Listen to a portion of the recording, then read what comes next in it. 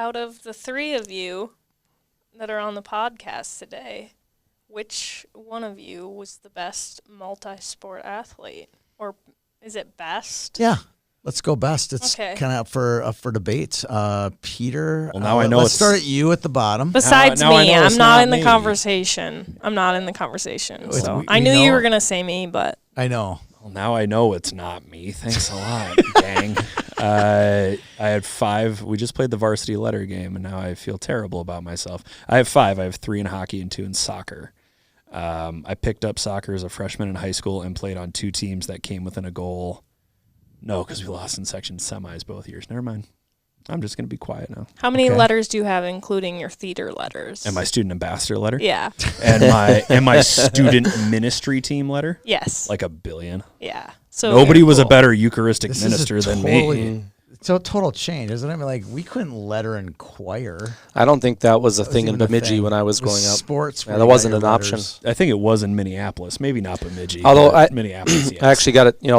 George Plawa, who everyone knows is a Yep. great player. He was in the choir. Really? Yeah, George was in the Nice. choir. So if George Plawa can be in the choir, it's. You were about 5 years younger than him? I was 6 years 6 younger. years younger yeah. than him? Okay. Yeah. So, Andy, obviously, this was to pump your tires. This is Andy Brink, by the way. I admire your athletic ability because we played the same sports, and I could never have made the Gopher hockey team, and you didn't even try to be on the Gopher hockey team, and you made the Gophers, which was a cool story. Go through that. You went to your freshman year in Florida, came back and had the itch to play hockey, and within 2 weeks or something like that, you're on the team. Yeah, it's just a long story, but I was a 2-sport athlete in high school and loved both sports, hockey and golf, and people don't think of Bemidji as maybe a great golf city, but do. when I was growing up in Bemidji, golf was really the main sport. Is he from there? Bill Iselson was Yeah. everybody's One of the greatest hero. of all And times. yeah, played on the PGA Tour and so on. He was a great hockey player. He played on the state state runner-up team to Edina in 1974. He was a defenseman on that team, Gary Sargent. Yes. But so golf was really a big thing, and we had great golf teams when I was up there and had good hockey teams as well. But I originally went down to a school in Florida to play college golf, and I had scholarship offers in hockey as well, but just my passion, or I just thought I wanted to play golf instead. And after spending a few weeks in southern Florida and just, It wasn't quite Bemidji anymore. it wasn't Bemidji, yeah, and I felt a little out of place and came back to the University of Minnesota and was fortunate enough to get to play both golf and hockey. And but I just went to a Gopher hockey practice one day, and this was 1992, and Old Mariucci still, Old right? Mariucci, and I Yep. knew a bunch of the guys on the team, Charlie Wasley and Greg Zwockman and Jesse Bertliat and Brian Bonin, and these are guys that I'd played high school hockey against, and I never looked out there saying, oh, geez, I'm better, and I just thought, if can play with these if I guys. skate, I can get back out there and play, and fortunately, Doug Woog said, come out and skate with us next week, and I started practicing with the team. They got a couple of injuries and jumped in the lineup, and the rest is history. I think you told me a story about your first practice. You were totally out of shape because you hadn't played since probably your section playoff loss right, in high school, right? Maroon and Gold. Yeah, That's it, I hadn't skated for 9 months. I hadn't put on hockey gear, hadn't skated one time, and I drove back to Bemidji, got my old high school hockey gear, so it's blue and white, and I show up to Gopher hockey practice wearing my Bemidji Lumberjack high school stuff. These guys thought I was the biggest idiot on earth. Like it was so embarrassing to be out there, and they had me skate the JV practice because there was a JV team in that back in those days, and then I skated the varsity practice, and the team had just got swept somewhere. I don't recall where they got swept. Michigan Tech. Yeah, and they really skated the guys hard. It was kind of a punishment skate, and I did the skate, and Doug Woog skated up to me with maybe 5 minutes left in practice, and he goes, "Hey, so when's the last time you skated?" And I said, 9 months ago. Yeah. And he was like, "Whoa!" He's like, "You can get off the ice if you want." You're dead. Yeah, no, that was a pretty cool story. Yeah.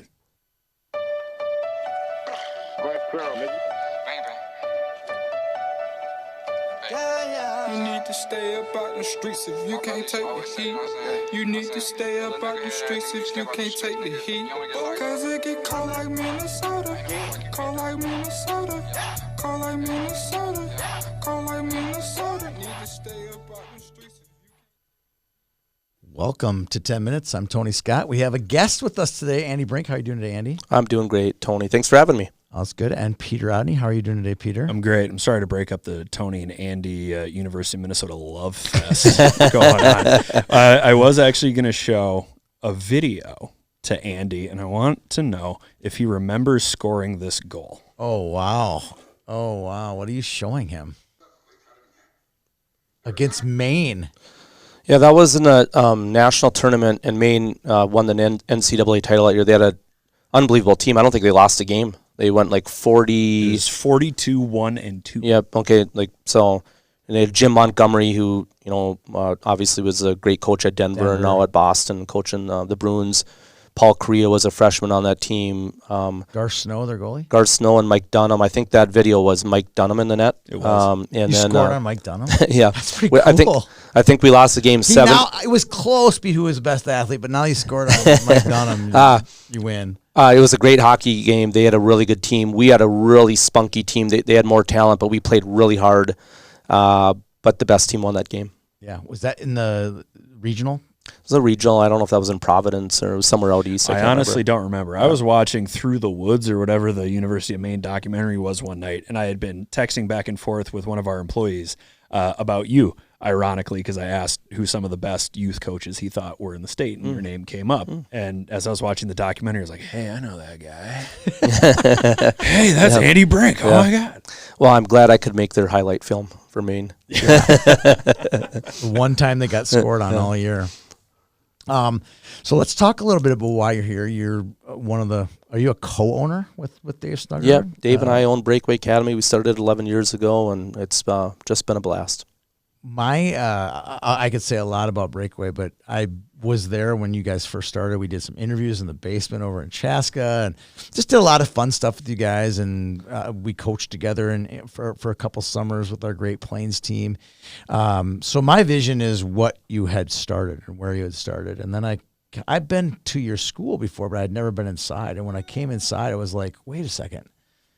They have like 5 school buses, and they have this is like a real deal now. I mean, it's not kind of like YHH in some ways. You and I talked about, we've kind of gone along the same train track. Yeah. A lot of the same philosophies as well about kids and hockey players.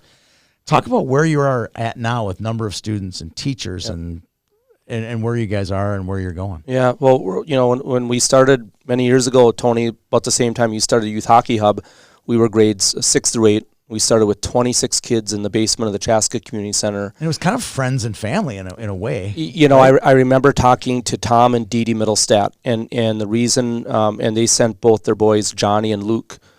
Casey was already in high school at that point, to our school. And I remember, and the reason I knew them is I just knew their boys were good hockey players, and I knew they loved sports, and they were nice kids from the people I'd spoke to at Eden Prairie. And so I contacted them and just said, I'd like to introduce our school and see if you're interested. And at that time, when you were speaking to a family and your product is brand new, you just had to really ask them to trust you.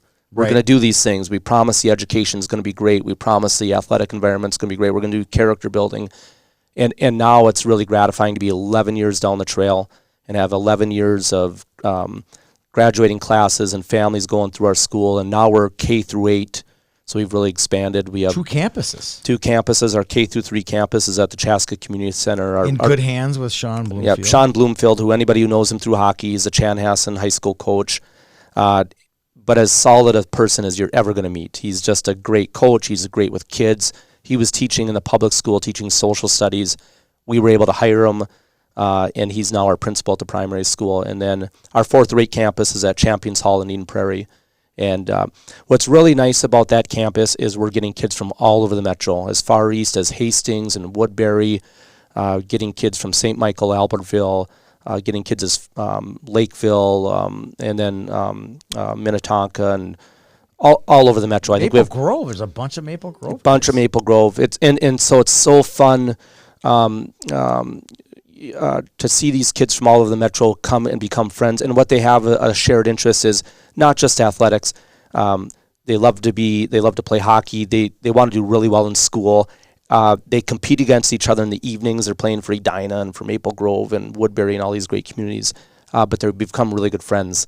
And it's a really fun environment. And but I think our our passion was always to do this correctly.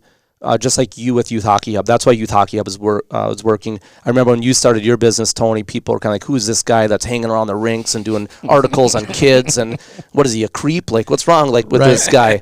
But, you had a passion for sports, and you had a passion for kind of celebrating competition and getting to know people. Right. And that's why Youth Hockey Hub has worked, is because you were in it for the right reasons. And then, of course, the business has grown and you have tournaments now. But that's just a product of your passion being in the right place. And that's what Breakaway Academy has been. It's when Dave and I and the other staff members that were with us started, we just wanted to provide a really fun environment for kids to go to school in.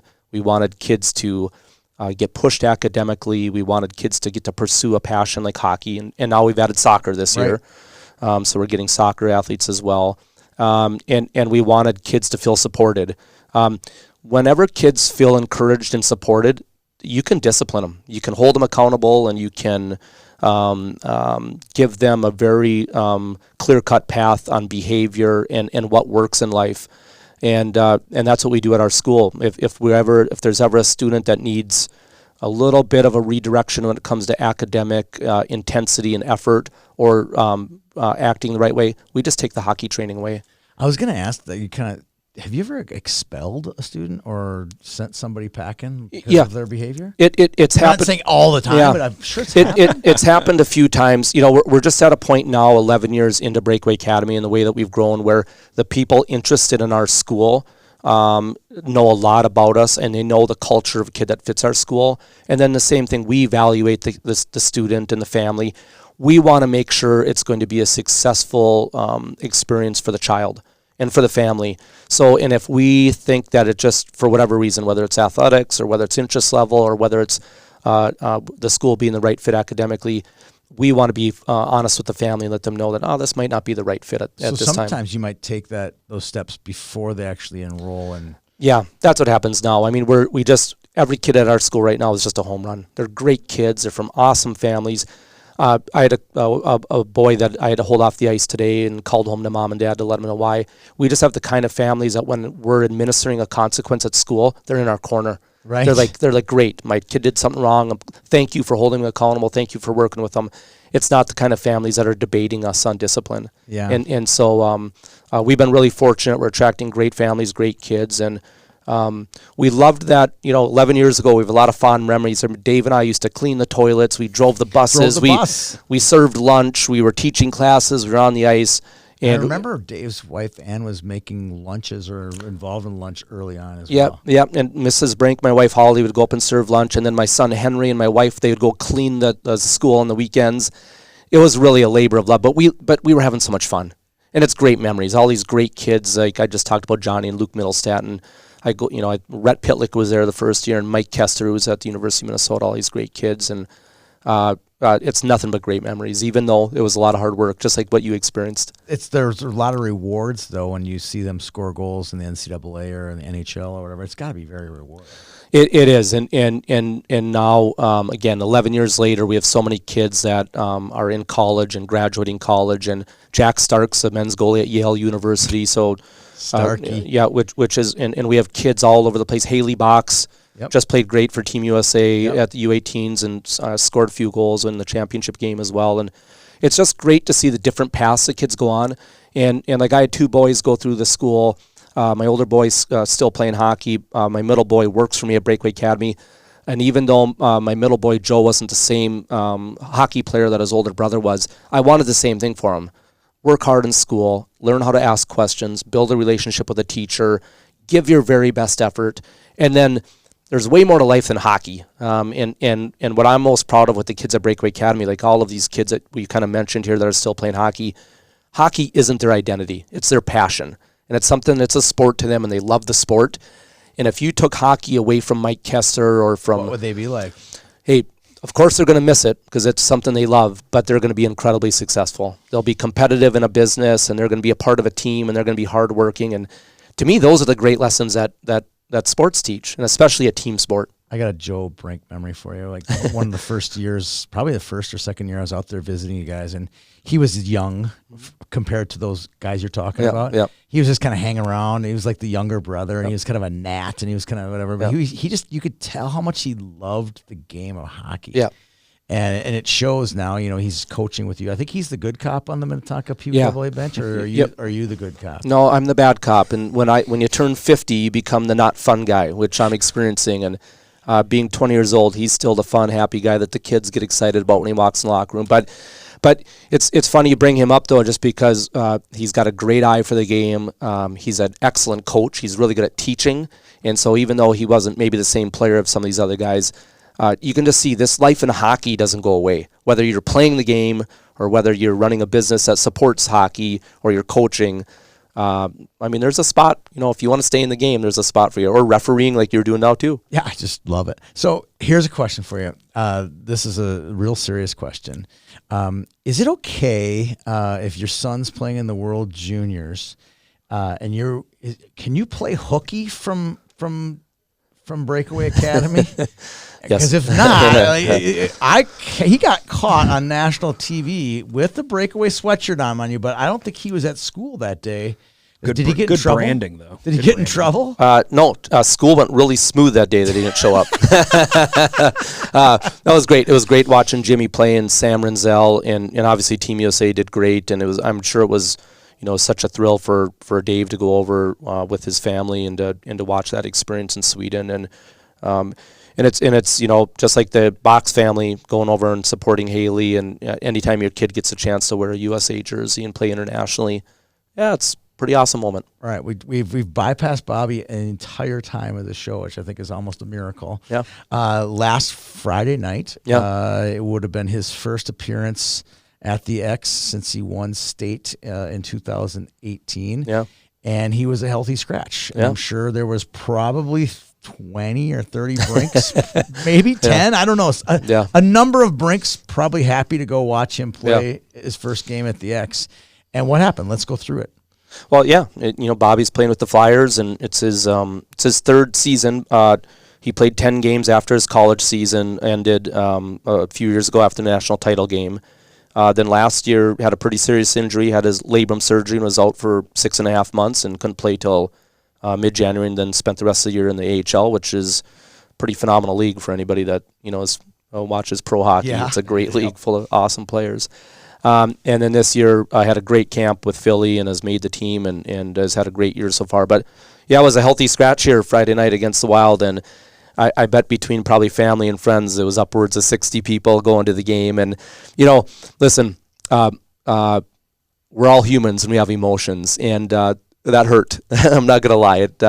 But you know what? That's sports. And anybody who goes through sports, there's adversity, and you don't have a choice. If you have any interest in really being like an elite athlete or reaching your potential, there is absolutely no decision on how you respond to that. You got to be a great teammate. You got to go root for your team. Nobody likes not playing. I don't care what level it is. I don't care who you are. And no family enjoys watching their kids sitting out. But that's life, and that's why sports is such a great metaphor for life. And you know, you have to learn how to handle adversity, and you have to learn how to respond. And that's a big thing at our school that we're teaching kids all the time. I mean, I've been coaching youth hockey for over 20 years. Been running Breakaway Academy for 11 years. I can't even tell you the thousands of conversations where I'm sitting down with a youth level player or a high school player or a parent, and talking to them about character and the right way to act and how you speak and how you handle things. And so it was really easy for me and for our family how to respond to that. We've been through competitive sports a long time, and for Bobby, he's a great teammate. He's got a ton of character. He's never been a kid that went to the front of the line in his birth year. So he's been through adversity constantly. So I know he was disappointed that night, but there was no question how he's going to respond. And that's something we're constantly teaching kids at our school, and I'm teaching in youth hockey, is that, again, if you have any interest in really trying to work towards your potential and being like a valuable teammate and being learning those skills that transfer to life, you got to be able to take your lumps. Yeah. And you better do it with some humility and then some, it can burn in your tummy. You can come back hungry, but you got to act the right way. You think about it, though, Bobby's career, I mean, going back to Bantam State Championship, high school state championship, national champ. I mean, he's had a really, really blessed, extremely, he's excelled at every level. And he's had, so it's high time he has a little bit of disappointment in his life. And it's not going to be the last time, Hey, I remember he didn't get invited to national camp one year when he was like the first year, whatever that is, 15 years old. Didn't get invited to national development. I think it's the top 40 kids that get invited to that. He's been left off a lot of teams, but never ever have we been like, oh, this wasn't fair. We've never said that once. It's always, what are you going to do about it? What are you going to do about this? I mean, it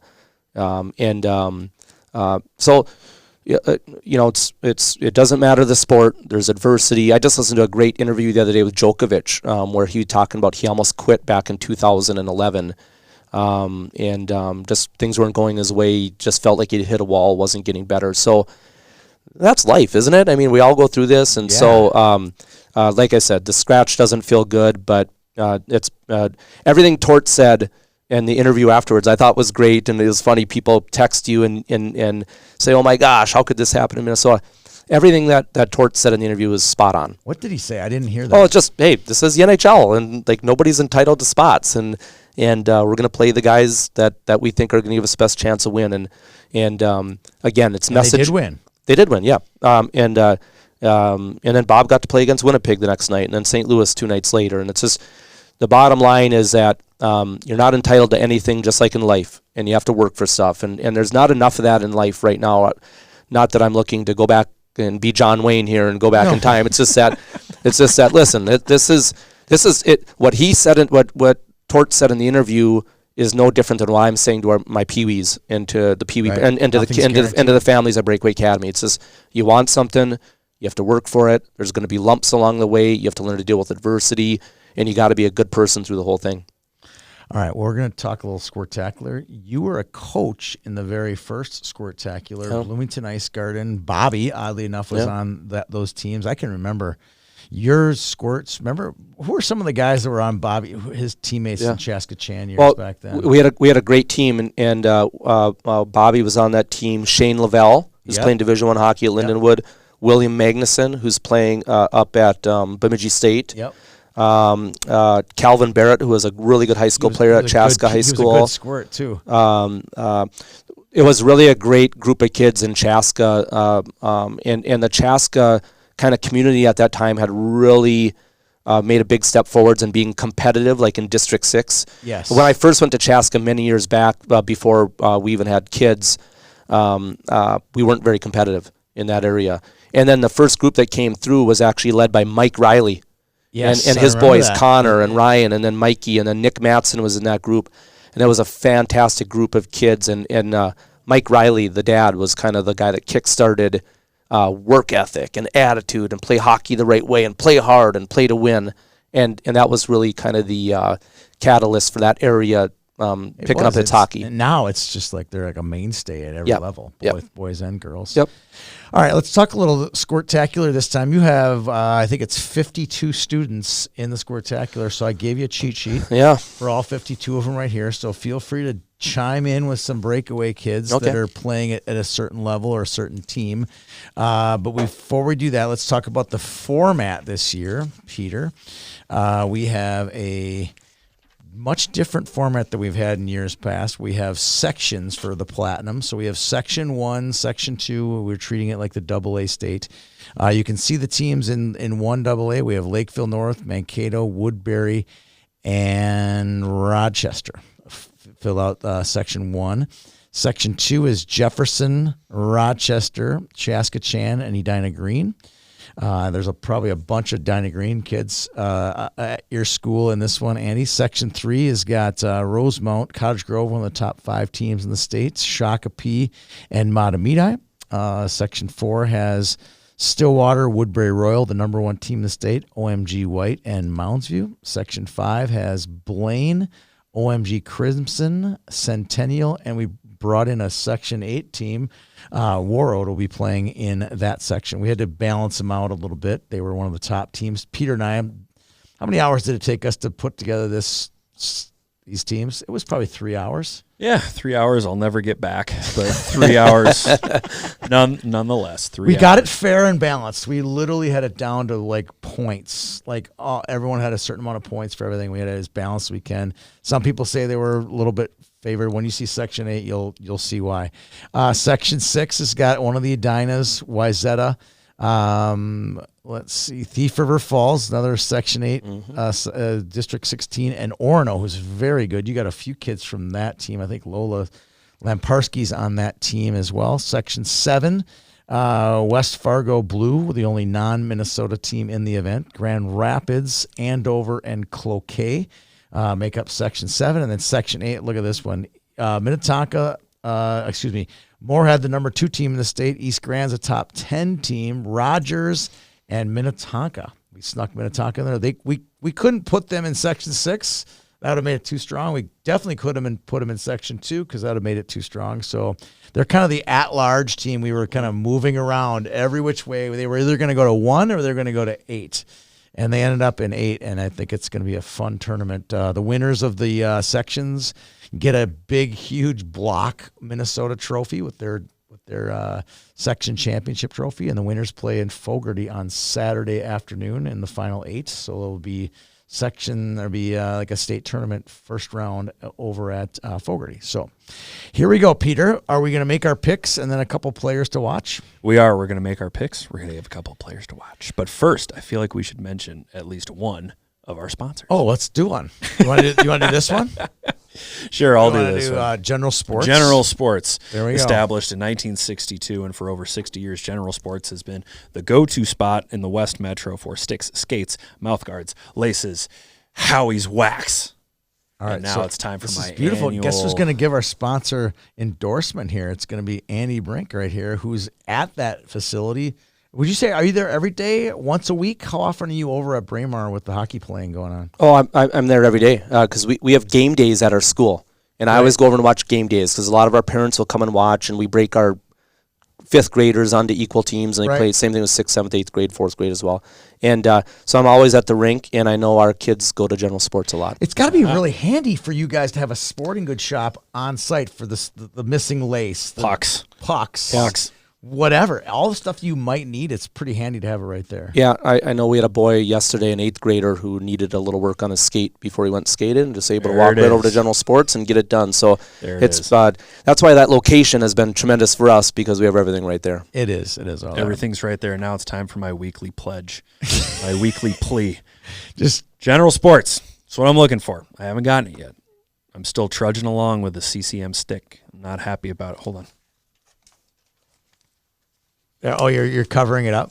You're going to cover that up right there. All Maybe right, Kayla will blur that out. What do you want? I want a Proto R. I want it to be left-handed. I want it to be a 77 flex, and I need it to be a P92 curve. Help me become a better hockey player so that I can eventually catch up to Andy Brink. What do you use, Andy? Well, I'm slowing down, so catching up to me isn't that hard.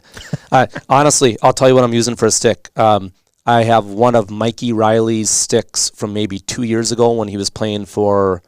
who was Mike playing for? Canadians? Maybe the Canadians. And the stick is probably about 5 inches too tall for me. Nice. The flex is way too stiff for me. Okay. But I'm not out there really shooting pucks and deking anymore. So I'm kind of putting pucks into a pile, and it's a perfect curve for me. Right. And it's a little longer reach, so it's How'd you working. get that stick? Steal it from him?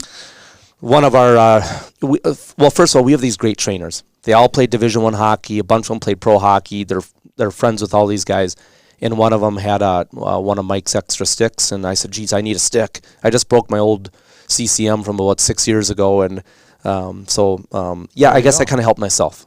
All right, I like it. Yeah. I like it. All right, are we ready, Peter? Stock some I platinums. hope so. So who's gonna win each section? Are you ready? Jeez. We did this. Oh, jeez. We did this. Oh, jeez, Gerald. I think section 1 is going to be Woodbury. Yeah, I also got Woodbury Black. But I would love to in that see section Lakeville one. North come out of it, and people would squawk like crazy. Why? Because they because the whole Section 1 bias. But they will have played a really good couple of teams, including Mankato and Rochester Black. Well, I'd love to see Rochester and Mankato come out of that section. That'd be fun. So would I. I do would think like to it's see a going to Southern be team. I think it's Woodbury Black. Woodbury as well. All right, Andy, any thoughts on those teams? Lakeville North has a great player, Bogdan Smoliak, on that team. Bogdan's fantastic, 5th grader. So my money's on Bogdan and Lakeville North. Every section you're going to have somebody, maybe. Yep. Maybe not Section 7. We'll see. If you did, that'd be something else, right? Well, no, Andover, you never know. All right, Section 2, this is your sweet spot, Mr. Brink. This is your sweet spot. You got Jefferson, who won their tournament, and they beat Edina Green. Chaskachan's all but undefeated.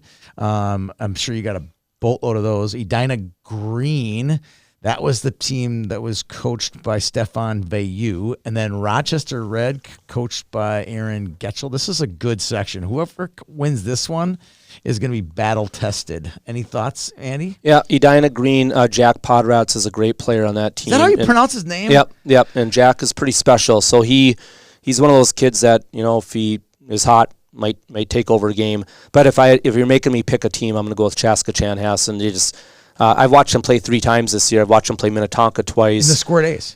Scored and they got a great hockey team. A lot of good little athletes. The puck moves. They play hockey the right way. They're really well coached. They got a great coach in Drew Nichols. So if you're making me put money down, it's Chaskachan. All right, and then we'll come back to the champion too, because this is gonna be tough. This is gonna be a tough one to pick. All right, Peter, who do you got in Section 2? I also have Chaskachan. 1 loss so far, and it was a close game at that.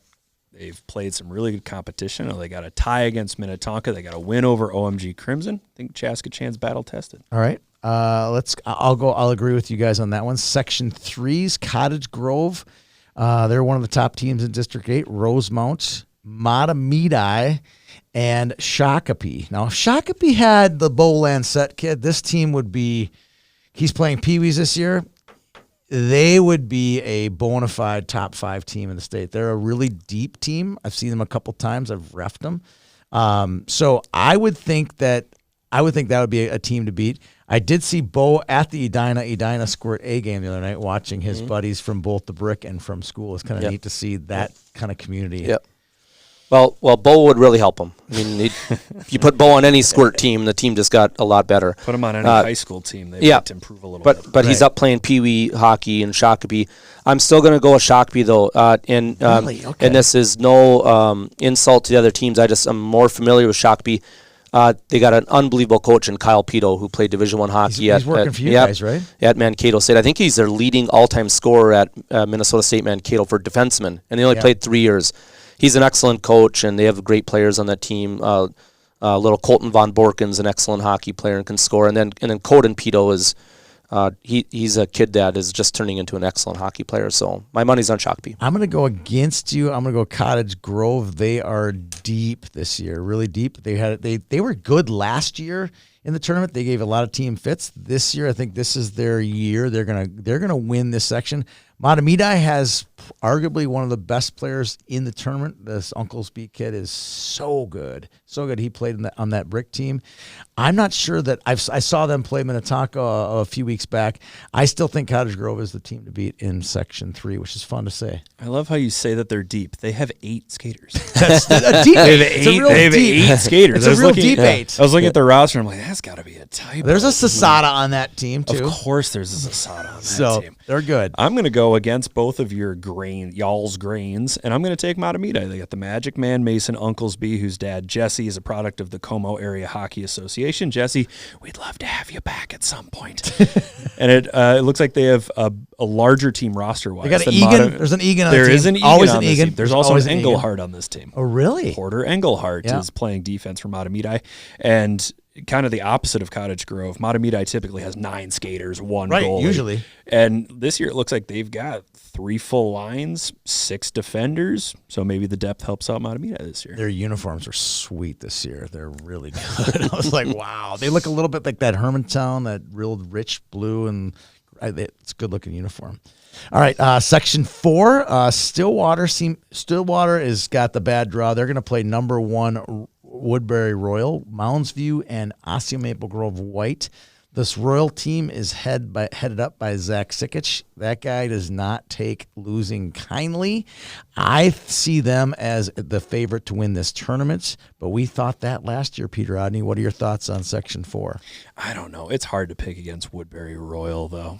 They play as such a unit. These kids spend so much time together training in the off season that they look like just one amorphous blob moving together on the ice in perfect harmony. I got to go Woodbury Royal. They're undefeated. Yep. Their only tie, oddly enough, Elk River. Yeah, I saw that. Yeah. I saw that. Any thoughts, Mr. Brink? Well, I'm not familiar with some of the teams. Obviously, Woodbury must have a great team the way you guys are talking about them, but I'm going to go with the O'Leary boys up in Maple Grove. I like that. Yep. They're Got both on the team? Got that Prosser blood in them, and maybe their uncle's great bloodline will help them through. All Do you right, think they're Irish? Shea and McCoy O'Leary, you think they're Irish? good players too. One was the MVP, and one is the younger one. I think is the better of the two. I mean, you see these kids skate. He's both really good players. Both good players, great students, awesome kids from just an all-star family. Just a great family. Yep. Absolutely. I got to know the dad a little bit this summer, so it's fun.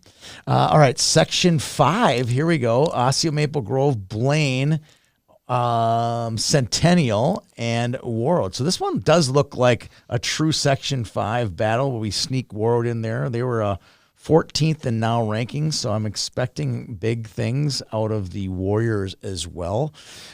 Peter, what do you got? Well, this is the time of the show where I usually pick a wild card. And I'm wild card. Yeah, there is. I'm going to do it again. I'm going to take Blaine. They were great last year. I think unbelievable last year. Blaine is battle tested. They've played Elk River. They've played Rogers. They've played Andover, who's number 1 according to now rankings. I like the Bengals to pull off a couple of wins here. Okay, I'm going to go with the Crimson. I think they were our number 1 seed. Who do you got from Breakaway in this section, Mr. Brink? Well, we have 3 boys on that team. We have Vincent DeFazio, who's really an excellent player. And you call him Vinny? I call him Vinny, yep. Okay, good. And if you watch him play, he's going to stand out right away. He can really play. And there's Colton Everett on that team, then Carter Fulton's on that team as well. My sentimental, what's the word I'm looking for? Sentimental? Yeah, favorite? I'm sentimental about Warroad, just being a northern Minnesota kid, but I'm going to go with the Crimson as well. One programming note, Warroad did pull up a couple mites to their team. They're actually some of their better players, and they pulled up a couple of players from their squirts to their number 1 top-ranked Pee-wee team. So they're a little bit off balance. Okay. Had they had the Pee-wees down there, they'd be right in the thick of things. They are deep. Big hockey is deep in Hockey Town right now. Yes. Really good right in Hockey Town. I'm going to go with chalk here. I'm going to go OMG Crimson. Although Blaine did shock us last year, they made it all the way to the Final Four. Can they repeat? We'll find out. All right, Section 6. This is a breakaway territory right here, Mr. Brink. We got Edina White, we got Wayzata Blue, we got Orono, and then your buddies from District 16 and Section 8, Thief River Falls. They've had a good run as well this year. So we'll look at all these teams we're getting from northern Minnesota this year. It'll be a fun brackets to watch all these teams. There's a reason you play the games, right? You never know who's going to win, and it's. I remember being a kid from northern Minnesota. Anytime you came down to the Twin Cities and got to play the Twin Cities teams, something to prove, right? You were very excited, excited to play, and of course you wanted to win. So I don't know much about the Thief River Falls team, just other than great families from that area. Orono's got fantastic goaltending and Lola Lamparski, so she's very difficult to shoot a puck past. But I'm going to go with Edina White, Benji Schilling on that team, Ford Bennett, good hockey players. It's Edina. I always kind of wonder when they do scored A teams. I think to myself, what would that one team look like? But they always surprise me. Their 2 scored A teams do great. They beat all the top teams. I think it's good for them. They've obviously proven that it works. So good for them. So I got to broadcast these 2 teams on Monday night, and Benji Schilling is one of those kids who just it was kind of like not like Randy Moss, but he could just take over the game on the blue line whenever he's seen when another team need to be fit, right? So he could just take the puck, take over the game. He was the same way in the Brick last summer in Edmonton. He's a fantastic player. When you got a guy like that, you're going to have a chance to win every game. So I think that they're going to be a tough out in this one. I'm going to go Edina White as well. Wow, you guys are just so Metro biased. So Metro biased. I'm taking Thief River Falls. Are you? I am. I got Why? Well, I'm not going to put everything on the shoulders of one player, but I think Thief River Falls, they got 2 goalies for one thing. I love one of them played for me last summer. I love the fact that they have 2 goalies. I know in squirt teams it's not always the norm, but you have 2 goalies. Then I understand the argument for having one. You have one really good goalie who's head and shoulders above the other one. You want to get them as much playing time as possible.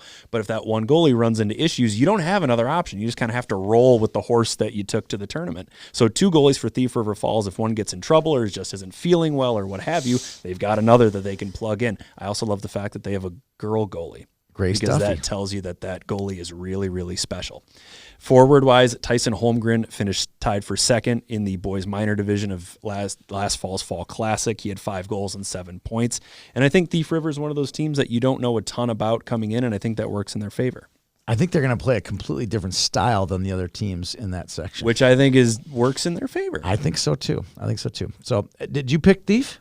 Or we both picked Edina? I went with Edina. Okay, Peter picked Thief, all right. And all right, here we go. Section 7 has West Fargo, the lone non-Minnesota team, Grand Rapids, Andover, and Cloquet. Andover, what's their record, Peter? I mean, I think they only have 1 loss on the season. 22-0-1. They have some of the most talented players in the state on this team. They have a Sauer on the team. They have a Talbot on the team. This team is loaded, absolutely loaded. They are barnstorming teams. I have them in the championship game on Sunday against, let's see if they play. Let's see when they play. I got to go to I don't have the bracket here. I don't have where they feed to, but I think they'll be in the championship game. Okay. Who do you got in Section 7? Not Andover. Not Andover. It's not Andover. Who are you going to take? I got West Fargo Blue. Really? I've got West Fargo Those Blue. 2 West Fargo teams haven't played Moorhead, so I have really nothing to judge them against how good they can be. Well, as I said with Thief River Falls, I think that West Fargo is a team that not a ton of these teams have seen, and I think that works in their favor. They've also got some talented players that have come across our eyeballs during our summer stuff. And West Fargo, it's a booming place, and some of that population boom trickles down into the hockey program. I like West Fargo Blue. We did move a team out of the Platinum, and we needed a team to move in, and they were the first one to sign up, so they must be good. All right, Section 8. This is your neck of the woods. Did you get Andy's well, I don't take know. on What's Section Andy going to 7? take in this one? Well, I look at Grand Rapids, and I think blue collar, hardworking. They play hockey at every level, kind of the right way. They play really hard. As a Bemidji boy, I didn't always enjoy playing against Grand Rapids, and when you don't enjoy playing against someone, that means they're pretty good. So I like. I kind of again the sentimental side of it. I root for Grand Rapids, but I'm going to go with Andover because I know that they have a really good team. Good pick. And all right, now we're here to Section 8. We talked about it earlier. East Grand Forks, who just for everyone needs to know, they don't start squirt hockey until January 1st. They play in-house until January 1st, and then they choose their A and B teams. They divide them at that point. So this will kind of be some of their first hockey, real live hockey that they're going to see in the Squirtacular, which is fun. That we get to actually see them kind of, grow within those 4 games. They have. Do you have their rosters in front of you there? East Grand Forks. Well, right now I'm looking at West Fargo Blues roster. You're a little off alphabetically, but I know they have Hudson Johnson off and they have Ezra Risky on that team as well. And there is a Bays Flug. There's a Bays Flug. There's probably a Staus too. There's probably a Staus. It's always good luck to have a Bopes Flug on your team, just like it's always good luck to have a Casey on your Grand Rapids team. Yeah. But yeah, they've got some really nice players. They've only played 4 games. They beat Thief River Falls 14-1, Fargo Black 15-1, Grand Forks Red 11-4, and Grand Forks Blue 8-5. And I would venture to guess that their system of squirt hockey is right up Andy's alley. Oh, I bet with it the is. in-house until January, and then eventually you pick your teams. I love that. I didn't know that's how they pick their team. Yeah, it's pretty cool. So, all right. So Section 8, we have East Side, we have Rogers, we have Minnetonka, and we have Moorhead. Moorhead is coached by Chris Vandevelde. They only have 1 Squirt A team this year. And they only have like 11 or 12 skaters. I saw them play over in Eden Prairie in December, and they are a rocket machine, but I don't know how. I think they're gonna win this section. I really do, because they've been together longer than Eastside. But I don't know if they have the longevity. They don't have the depth to go through 6 games in 3 days. So I'm gonna pick Moorhead, but I'm not confident that they can win the entire Scortacular. Interesting. Peter? Well, you said that West Fargo Blue hadn't played Moorhead. That was a lie. Another they lie? Have played What was Moorhead. the score? 10-7 Moorhead. Eek. 10-7. Ugh. 10-7. That tells me they're going to be fun to watch for the Yes. entire week. It's going to be a fun They weekend. also have the heir to the Corwin Auto Empire, Henry Corwin, on the team. So if you combine the heir of the Corwin Empire and a Van de Velde, it's going to be a high-quality team. I am going to take Van East de Grand Velde's the Forks, though. goalie, though. He is, Yeah, okay. but he's on the team. You wait till you see this Henry Corwin. He reminds me a lot of Chaz and Cruz Lucius back in the day. That's what that small kid who can just, and a little bit of maybe Jackson Blake, kind of a combination of those guys. Just super skilled, very fast, hard to stop. He and that Mason Unklesby were head and shoulders above the rest of this. I mean, skill levels at the Brick, they were in the top 5 of all of them. So nobody will be calling Henry Corwimp. that was. I think Tim is his dad, and I believe that was either dad or His grandpa. dad's name is Drew. Okay, well, Tim Corwin's nickname when he was a teenager was Corwimp. Okay. You brought up Jackson Blake, and obviously the Ties, his dad Jason was a great player at Moorhead and had a phenomenal NHL career. Jackson was probably one of my favorite players to ever watch. He could hang on to the puck. He still can through 3-4 guys, and he's so slippery and a great kid. Moorhead, I mean, wow, what just like the hockey out of Moorhead has just been awesome for how many years now? 30? A million. And the kids play hard. They play together. They move the puck. They make play make. It's really fun. Their goalies play the puck like crazy. Yes, they do. They shoot it in on them. They glove it. They're really fun, and they're really doing awesome stuff up there. I'm going to go with Minnetonka, not to sound like a homer. But I just think there's How a many lot of of your kids are on that team? well, there's quite a few Breakaway Academy kids on the team, but they're really good hockey players. They're really competitive kids. I just like the fact I think they're going to play really hard. And I think that they're going to kind of keep coming. Every kid that goes on the ice is going to keep coming at you. But that's a great section. It looks like a number of teams could have win, but I'm going to go with Minnetonka. It's funny you say I saw Minnetonka play the Matamidi team over at Eden Prairie, and they did exactly what you're saying. They just kept coming. Yeah. Matamidi had no answer for them, and I thought Matamidi was on paper, at least everyone was saying they're really good, really good. I'm like, man, they had no answer. Just a lot of depth, a lot of good players. Yeah. And if they go in and win Section 8, man, I am never going to hear the end of that one. Never that one. But they could. They could very well. Well, you got to play. You got to show up. Very well do that. All right. Before we get back into some breakaway chatter, do we got another sponsor? You want to talk about Map South Hockey, Peter? I will. Rodney? I'll talk about Map South Hockey, and we're in the Bantam Elite League jacket because it's a great jacket representing a great league, which is run in part with Map South Hockey. I'm also wearing the West St. Paul Ice Arena hat, which is all Map South Hockey. Map South, if I had a kid, I'd send them to Breakaway. Big if. Big if.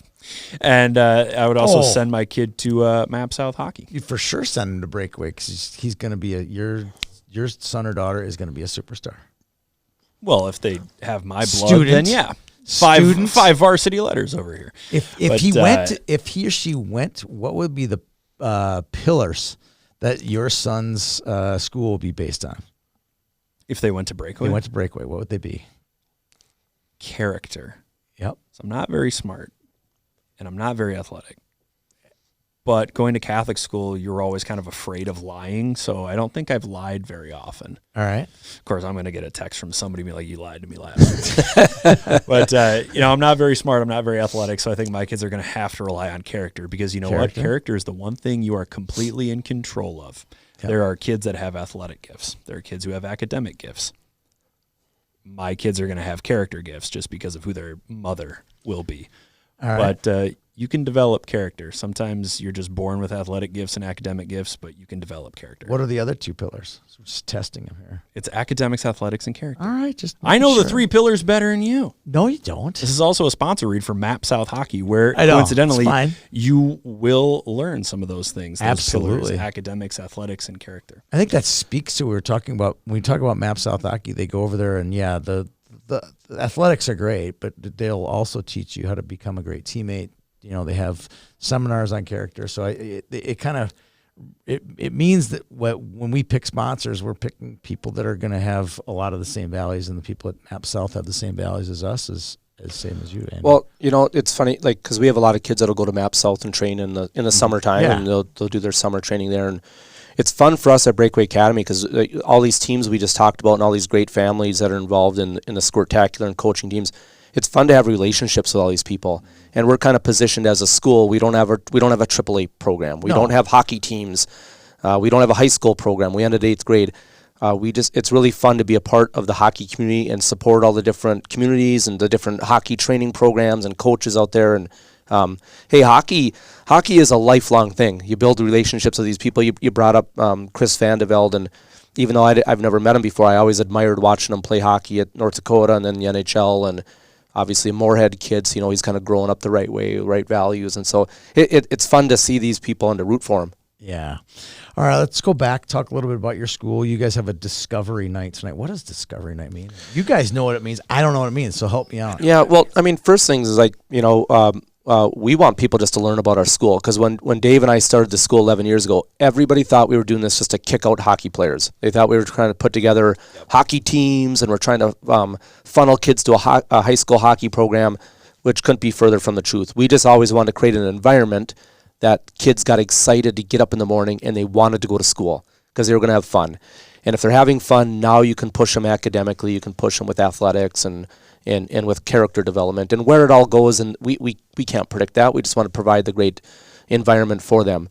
But Discovery Night is just a chance for families to come in and see the school, hear about our academic rigor that we do at Breakaway Academy, hear about our classes, which is 15 students or smaller. Every class is led by a teacher. We're not an online school. We just don't believe in that. And it doesn't mean other kids can't have a good experience with online education.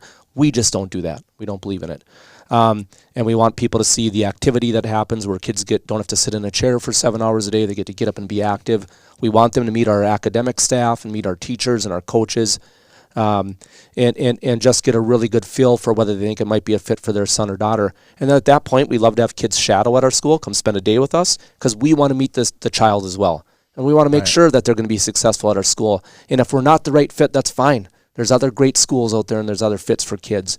But it's a chance for families to do that. And then for the families that can't make it to a Discovery Night, and we have several of them throughout the year, they always can come in to Breakaway Academy, and I provide one-on-one tours where I just show the families the school, and they get to see the classes in action and meet the staff. Are you the admissions director? Yeah, and I'm sure you have other hats too, but yeah, and listen, I didn't get into Breakaway Academy to be an admissions director. I mean, that was never that word. I just use that that word. was never my goal.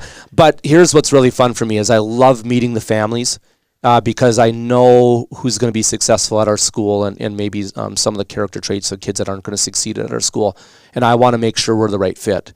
Because I want the student to succeed academically and socially, and then enjoy the athletic programming as well. So even though it's not why I got into this, it's fun for me to make sure that we're going to be the right fit for a family and for a kid. Well, one thing I want to toss in there, when you mentioned kick out hockey players, I was nodding emphatically because when I first heard of Breakaway Academy, and I had somebody actually text me about this a couple of weeks ago, they said, so is this just a hockey school? Is this all they do? Because they saw some of the names that came along with it, some of the gold medal winners and whatnot. And after being able to tour both of your campuses, I can tell you that it is far from a hockey factory. Yeah. I mean, there are students there who they are clearly there for the academics and for the competitive environment, because it does sort of weave into the academic and athletic forums that you provide. But it's so true that it's so much more than a hockey. Yeah. Well, like I mentioned with my family, just with my two boys that went through Breakaway Academy, I wanted the same thing for my middle boy, who wasn't the same athlete as his brother. Work ethic, learn how to build relationships with other people, learn how to ask for help and get help. Just learn how to build those life skills, and we do it through a platform that involves athletic training, because that's what makes school fun. Right. But I wanted him to learn the same things that his older brother learned as well. And so I don't care who you are. If you're a parent, every parent wants their kid to learn how to have a work ethic, how to overcome adversity, how to problem solve, how to work with other people, because those are life skills that carry on forever. Here's one for you. Last question.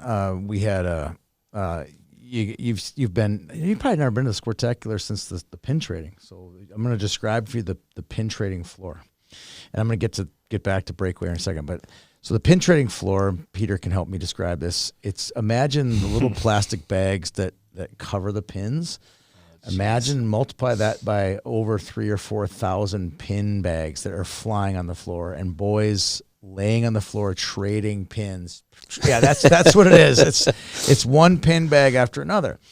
And I had a parent email just actually today, got an email asking why we play games on the weekdays. They're going to miss school, and I didn't say this in an email back. I was cordial and responded, but I would love to have said to him in the email saying, "Sir, if you see what happens between the boys from Warroad and Thief River Falls and Edina and Mankato and Marshall, Minnesota, exchanging pins, learning about, supply and demand and all the things that are going to happen just in the pin trade before they even take off their tennis shoes and put on their skates and learn about how to control behavior and disappointment, all those things that you're going to learn in a hockey game."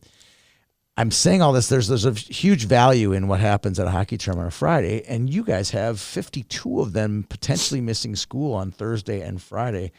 How do you endorse that? What happens at a hockey tournament when they're leaving school? Yeah. Well, first of all, with our school, we have such a small environment at our school that a lot of the kids get their academics done before they go to the tournament. Correct. So they get to go and enjoy themselves and don't have to worry about homework or worrying about falling behind. So we take care of that before they ever go. And then it's funny hearing you talk about the pin trading. What a great lesson in economics.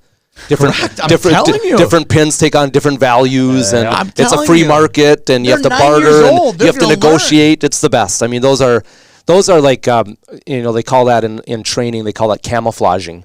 You don't even realize you're working on something because you're having fun. Yeah, it's like Trent Klatt, probably a teammate of yours at the U. He was older than me. He was gone before I got there. Okay, Trent Klatt said when I coached at Grand Rapids, we had a 3-on-3 tournament at the end of practice twice a week. He goes, the kids thought it was 3-on-3. It was our conditioning day. Yeah, exactly. They were exhausted because they played on a full sheet ice. Yeah. They had no idea they were exhausted, but they were, and actually that was our way of training them. Whenever you introduce competition to kids, I don't care if it's academics or athletics. Or pins. There you go. It's just, you're going to see maximum effort and intensity, and kids are trying to win, and which is just awesome lessons for kids to learn. Well, I've learned more about you and more about Breakaway Academy. I appreciate you coming on the show. Peter, any more questions for Mr. Brink? Oh, you know what we forgot? We forgot to choose the B. Oh, my gosh. Oh, we almost forgot. We have the gold bracket here. You pull up your gold bracket. We have Spring Lake Park. Oh, this is a bad one here. Bad what? Oh, no, it's fine. Spring Lake Park is the number 1 seed, and Prior Lake is the number 2 seed. Any Prior Lake or Spring Lake Park kids in your school? I'm not seeing Spring Lake Park here right now. Well, I mean, we have a number of Prior Lake kids, but not at the school level. Okay, all right. I think that last year Jefferson was a District 6 team. They came into the gold bracket and won it. I'm going to go Prior Lake is going to be the District 6 team. I have biases, don't I, Peter? Yeah, you have more than you'd like to admit. I know. I'll stick with Spring Lake Park as the number 1 overall seed. I would caution teams against overlooking Sioux Falls Blue or Des Moines Junior Bucks Red. Des Moines has become kind of a mainstay here at the Sportacular. They won the championship at the bronze division. I believe they fared well in the silver division. Yes. And 2 out-of-state teams. You don't quite know what you're going to get. Okay. Andy, any thoughts on who's going to win this one? Yeah, I'm going to go with Eden Prairie. That was easy. Well, there's a lot of legacies there. Brooks Blake, Jackson's little brother's on that team. You got Connor Christian, who's a great little hockey player on that team. Jackson Desner, whose brother Max was a fantastic youth player at Eden Prairie, now is down at Shattuck St. Mary's. Vincent Daffer, who his dad, Tony, is a fantastic really golfer. Great golfer out at Hazeltine. Yep. So Eden Prairie for me. All right. We're going to go to the silver, which is a 24-teamer. There's 16 teams coming over to meet these 8 over here. Moorhead Black, we talked a lot about Moorhead on the show. They're doing great things so far. They're the number 1 seed. I'm going to stick with Moorhead Black here. You got a lot to choose from here. We got Chaskachan Gold. We have 2 Blaine teams that are tops in the District 10. They're like, one is undefeated, one is one loss. I think one of the Blaine teams is going to do some damage in this division. Duluth's got a good team at the B level as well. Peter? I was going to take Duluth. Were you? I do. Like that. Duluth is on a bit of a hot streak right now. They've won almost 10 games in a row since losing to Hermantown 6-5. The only other loss comes against Cloquet, who is also in this tournament, I believe. No. No? Oh, they're in oh, yeah, they are. This is Squirt. Yeah, Squirt B. Okay. Yes, they All are. right. Yes, they are. And Duluth was able to avenge the loss to Cloquet with a 3-2 win on the 18th. So I think that Duluth is riding a bit of a hot streak. What do you got, Mr. Brink? I'm going Minnetonka Black, and I'm going Harry Colati, good hockey player on that team. Liam Hardy, who is uncles, Blake Wheeler. So there's some great bloodlines there. So Minnetonka Black for me. I don't have his first name here, but I coached football in the inner city back in the 90s, and with a kid named Matt Osberg. And Ozzy was a young kid, just played college football at Augsburg. His dad played college football at Nebraska. And now he's moved back. He's traveled all over the world, and he's moved back here. And kid is just one of his sons is completely addicted to hockey. And he's made the Squirt B1 team. I think he might have been in the Squirt C's last year. And he's just climbing the ladder, getting better. Great athlete, That's great great. family. And his son is on this Minnetonka Black team. So I might pick Minnetonka Black as well. I like that pick. They won the Eden Prairie tournament a few weeks back. So we'll go with Minnetonka Black. All right. Last but not least, we got the bronze. This is the Squirt B2s, which has 9 teams from District 6. Ooh. 4 from Edina, 2 from Jefferson, 1 from Minnetonka, and 2 from Grand Rapids. This will be like the Wild West. This one, I've refereed a lot of Squirt B2s. They're all, especially in District 6, they're all the same. Every team is dead even. Every game I've done has either been 2-2 or 3-2. It makes picking a winner very difficult. Yeah, Yes, I couldn't tell you who's going to win this one. But I will lean. I'm going to go. I'm going to go Edina White. They have the best record in District 6 right now, so I think they will be the winners. Why don't you give me Cottage Grove Black? Ooh, okay. Andy? I'm going to go with Minnetonka White. You got some more school kids for your school on that one? We got a great kid on that team, Joey Callahan, and I just think that, again, Minnetonka, there's a lot of depth. It's obviously a youth program that's having some success. So just a lot of good players at every level. Okay. All right. Well, we have now done a full feature on you guys. I have one more question, to be totally honest with you. with Andy. I do. Go ahead. So, Andy, you mentioned that Bobby played, and this is Bobby Brink, your NHL son, played in the AHL last year. He's just a kid to me. He's just a kid to you. But I wanted to make this point because we're talking about Squirt Bs here. And I get it. Squirt B isn't Squirt A. Yeah. Okay, it's not. Yep. But Bobby played in the AHL, which isn't the NHL. It's basically the B team in the NHL. And you think that was good for him? Yeah. And are you trying to tell me that it's okay to not play at the highest level all the time? Well, hey, listen, a couple things. Like Bob played Squirt B a year in Squirts and had a great season and loved it. And I don't care what level you're playing at. If you're having fun and you're getting the puck on your stick and you're able to score some goals, you feel good about the game and you feel good about yourself. It's just like when I play golf now, I don't need to play from the back tees anymore. I move up a couple tee boxes and the hole's shorter and I can still make some pars and birdies and have some fun. Jackson Lacombe, who's playing for the Anaheim Ducks, is a great example. He didn't make Bantam AA as an 8th grader. He played at a level below that. Oh, and he didn't make Shattuck's prep team as a junior. It's like we need constant reminders of this, but it's really the norm. Very rarely is there just the amazing prodigy that just like the Connor Bedards of the world that do amazing. There's so many great hockey players and athletes that just everyone develops different. They get a different exposure to the game at a different time in their life. They get different opportunities. That's why, listen, sports is the greatest thing ever. You get your kid playing sports, you go have fun, you do your best, you win, you lose, you have heartbreak, you have disappointments, just like we had the other night with Bob. You got to deal with it. And if you can't deal with it, you probably shouldn't be in sports. But that's what makes sports so much fun is there's winning and there's losing and there's high moments and there's low moments, which is just, again, life. Yep. So it is okay to play Squirt Bs. It's okay to play Squirt Bs, folks. I think this kid goes to your school as like Kramarczyk or something. Yeah, Krasmarczyk. Yeah, great he's family. Probably on the A team this year, right? Yep, Freddie. You should have seen him last year as the Squirt Bs. I couldn't stop watching him. It was like he had the puck on a stick the entire time. I'm like, this kid's getting so much better playing Squirt Bs, but he had definitely had Squirt A ability. Yeah.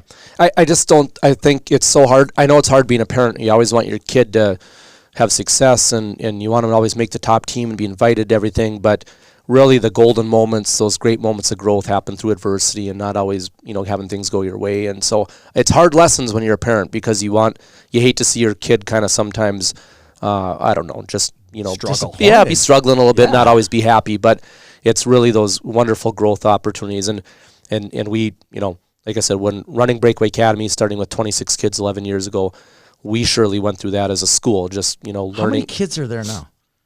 Between our two campuses, we're pretty close to 400, if not just over 400. So when I saw the 5 school buses, I was like, "Oh my gosh, am I at the wrong place? Yeah. This could not be Dave and Andy's Breakaway Academy." But that's why it's so important. You just do what's right. It's really hard to look into the future and know exactly how everything's going to evolve. Even like you're a little boy or a little girl playing hockey, you can want to get a Division I scholarship, and that's a wonderful dream. And you should really set your goals high. You just don't know what's going to happen. So that's why you just stay in the present moment, give your very best, be a great kid, do well in school, make friends, be able to win and lose the right way. We don't know where life's going. No idea. Well, we do know where we're going. We're going to the end of this show right now. Thanks to our sponsors. Thanks for Andy being here and adding some great value to our Squirtacular preview. Peter Rodney, Tony Scott, thanks for tuning in.